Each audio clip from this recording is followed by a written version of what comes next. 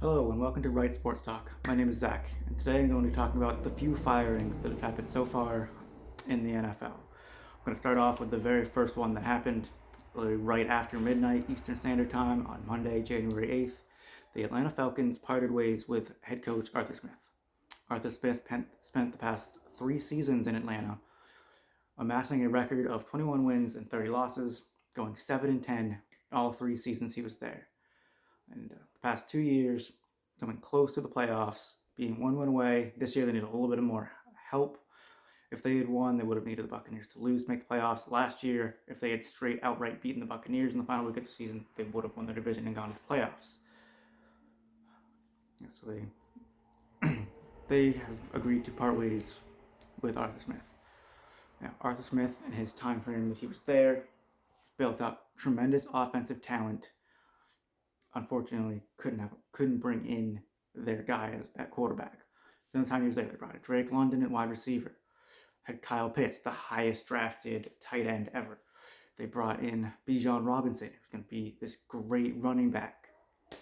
And they underutilized all of them because they couldn't find their guy at quarterback. He started off his tenure with Matt Ryan, his first season there. After 1 year, he moved on from Matt Ryan. They brought in last year Marcus Mariota, and they drafted Desmond Ridder. Marcus Mariota wound up being benched at one point last year. Desmond Ridder took over the start at the end of the season last year. And going into this year, they thought he was going to be the guy. He wound up really splitting time throughout the season, the back half of the season, with Taylor Heinicke. They couldn't really figure out who was going to be the guy. Ultimately, it doesn't look like either of those quarterbacks were going to be the guy in Atlanta going forward. So where do I think Atlanta goes from here? I think they have all the offensive talent. All the offensive talent in the world at skill positions. They need a quarterback. So I think if they were to bring in an offensive-minded head coach, if they brought in a Ben Johnson or an Eric Bieniemy, and one of those guys went and either drafted a quarterback like Michael Penix or Bo Nix at number 8 in the draft, maybe that could be the guy. Maybe they go out and get a better. Maybe they go out and get a Justin Fields or maybe even a Russell Wilson to run the offense for them.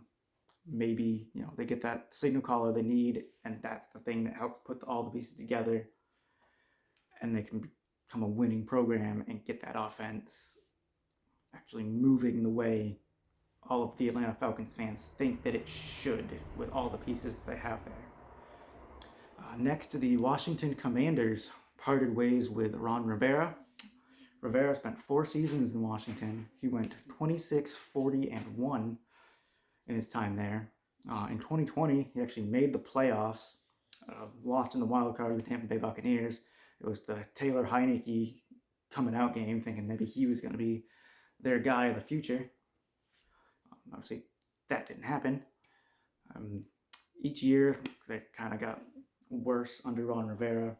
This year, they finished off 4-13, and decided that Ron Rivera wasn't going to be the guy to lead them in the right direction. Another problem with the Commanders, much like the Falcons, is they just couldn't find their guy at quarterback. They managed to make the playoffs in 2020 with just an array of different guys. Taylor Heinicke started the playoff game for them, almost won. Going into 2021, like maybe it could be Taylor Heinicke, maybe it could be Ryan Fitzpatrick for the year. Didn't turn out well. Last year they went and brought Carson Wentz in. He didn't turn out. At the end of the year they put in Sam Howell. Sam Howell looked like he could be the guy. They drafted Sam Howell in the 5th round last year. Thought maybe he could be the guy. Going into the beginning of this year, it looked like Sam Howell could be the guy. Ultimately, it doesn't look like that could be the case. So they have the number 2 overall pick. Maybe they go out and get a quarterback. Maybe they go and draft either Drake May or Caleb Williams with that number 2 overall pick. Or if they really want to have one specific quarterback they want, or they trade up and get that one specific quarterback they want. Trade up with the Bears from 2-1 and get them their guy.